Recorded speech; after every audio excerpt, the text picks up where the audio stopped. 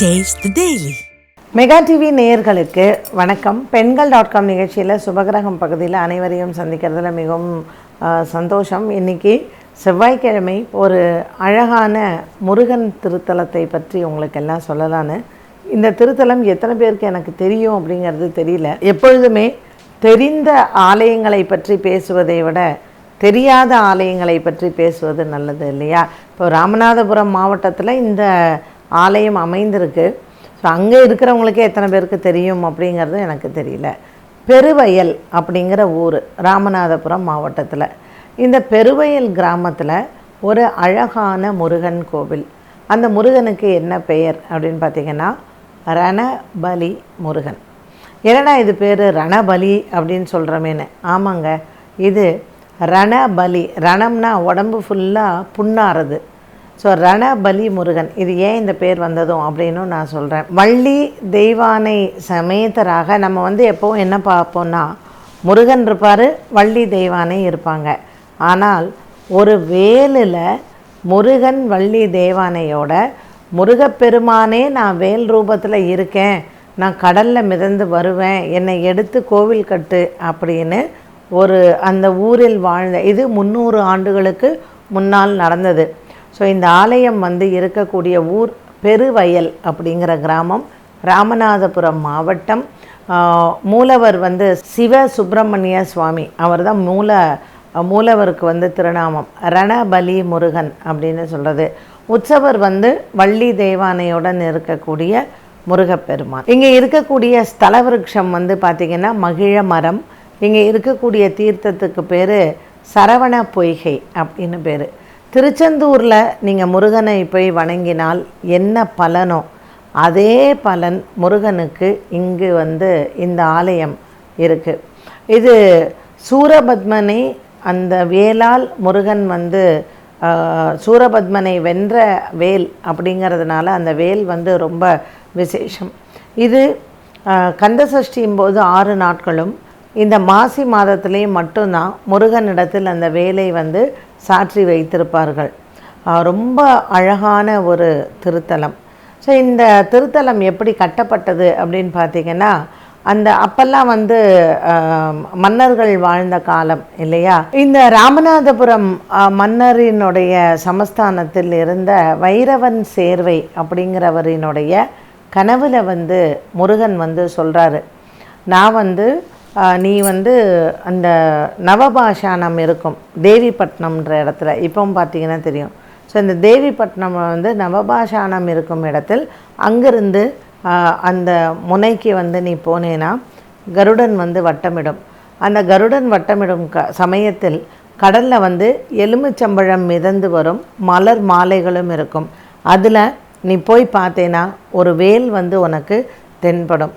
இந்த வேலை எடுத்து கொண்டு போய் உன்னுடைய ஊரில் நீ பிரதிஷ்டை பண்ணு அப்படின்னு இந்த வைரவன் சேர்வை அப்படிங்கிறவரினுடைய கனவில் முருகப்பெருமான் சொல்கிறார்.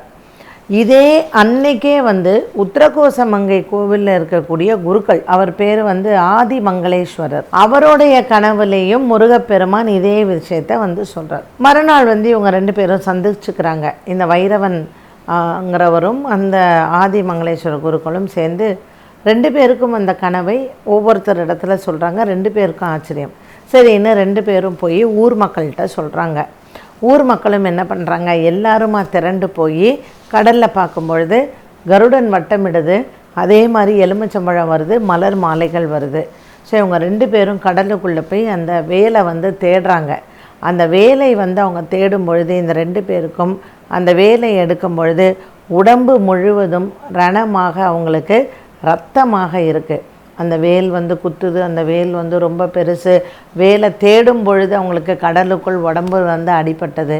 அதனால் ரணபலியாக அவங்களுடைய உடம்பில் அந்த ரத்தத்தோடு அவங்க அந்த வேலை எடுத்துகிட்டு வந்ததுனால இவரை ரணபலி முருகன் அப்படிங்கிற பேரை வைக்கிறாங்க. ஸோ மன்னனுக்கு இது போய் காதில் எட்டுது. இப்படிப்பட்ட ஒரு அதிசயம் இருக்கா அப்படின்னு பார்த்துட்டு அவர் வேறு ஒரு கோவில் திருப்பணிக்காக வைத்திருந்த பணம், அப்புறம் இந்த முருகன் கோவிலை கட்டுறதுக்கான இடம் எல்லாமே அன்னைக்கு இருந்த அந்த ராஜா வந்து எல்லாத்தையுமே எழுதி கொடுத்துருக்காரு. ஸோ இதை பற்றின இது எல்லாமே அந்த கோவிலில் வந்து கல்வெட்டுகளாக இன்றைக்கும் நம்ம போனோம்னா வந்து பார்க்கலாம். மாசி மாதத்தில் பிரம்மோற்சவம் நடைபெறுகிறது. இந்த மாசி மாதத்தில் தான் அந்த வேலை வந்து வெளியில் எடுக்கிறாங்க. ஸோ இது எப்போவுமே நம்ம போனால் பார்க்க முடியுமான்னா கிடையாது. மாசி மாதத்தில் நடக்கக்கூடிய இந்த பிரம்மோற்சவத்துலேயும் அதே மாதிரி நமக்கு கந்த சஷ்டியும் போதும் இந்த வேலை வந்து எடுத்து வைத்து அதற்கு பால் பன்னீர் எல்லாமே அபிஷேகம் செய்து எப்படி வந்து முருகனுக்கு திருச்செந்தூரில் வந்து பச்சை வெள்ளை சிகப்பு இந்த பட்டு கட்டுறாங்க இல்லையா. ஸோ படைத்தல் காத்தல் அழித்தல் இதனுடைய தாற்பயமாக இந்த பட்டை வந்து சாத்தி முருகனுக்கு வந்து அபிஷேகங்கள் ஆராதனைகள் எல்லாம் பண்ணுறாங்க. வள்ளி தெய்வானை வந்து திருமணம் செய்யக்கூடிய அந்த நிகழ்வும் வந்து எல்லாமே வந்து இங்கேயும் வந்து நடக்குது. ஸோ திருச்செந்தூரில் சஷ்டி முடிஞ்சு எப்படி தெய்வானையை கல்யாணம் பண்ணிக்கக்கூடிய காட்சிகள் எல்லாமே அங்கே இருக்கோ அதே மாதிரி சஷ்டியின் பொழுதும் 7 நாட்கள் இங்கே வந்து பிரம்மோற்சவம் நடைபெறுகிறது. மாசி மாதத்துலேயும் அதே மாதிரி பிரம்மோற்சவம் நடைபெறுகிறது. ஸோ இங்கே இதை விட அதிசயம் என்ன அப்படின்னு பார்த்திங்கன்னா சத்ரு சம்ஹார சக்கரம் அப்படின்னு சொல்லிட்டு ஒரு பெரிய தகடு ஒரு சக்கரம் வந்து அந்த இடத்துல வந்து பதிச்சிருக்காங்க. நம்மளுடைய வாழ்க்கையில் நமக்கு எப்பேற்பட்ட எதிரிகள் இருந்தாலும் இந்த சத்ரு சம்ஹார சக்கரத்தின் முன்னாடி போய் நின்று மனமுருகி நம்ம முருகனை வேண்டினால் நமக்கு சத்ருக்கள் வந்து நாசமாயிடுறாங்க. அதே மாதிரி இந்த ரணபலி முருகன்ட்ட நமக்கு கடன் பிரச்சனைகள், பில்லி, சூனியம், செய்வினை இந்த மாதிரியான பிரச்சனைகள் இருந்தாலும் முருகனிடத்தில் போய் நின்று நம்ம வேண்டிக் கொண்டால் நம்ம பிரச்சனைகள் எல்லாமே தீருது. திருமண தடை விலகுது. உங்களுக்கு செவ்வாய் தோஷம் இருந்தால் அந்த செவ்வாய் தோஷம் இருந்தாலும் அங்கே போய் முருகனுக்கு நீங்கள் பிரார்த்தனை செய்யலாம்.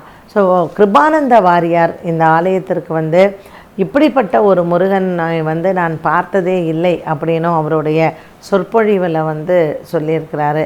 ஸோ நம்ம ராமநாதபுரம் அந்த பக்கம் இப்போ ராமேஸ்வரம் போகிறோம் இல்லையா.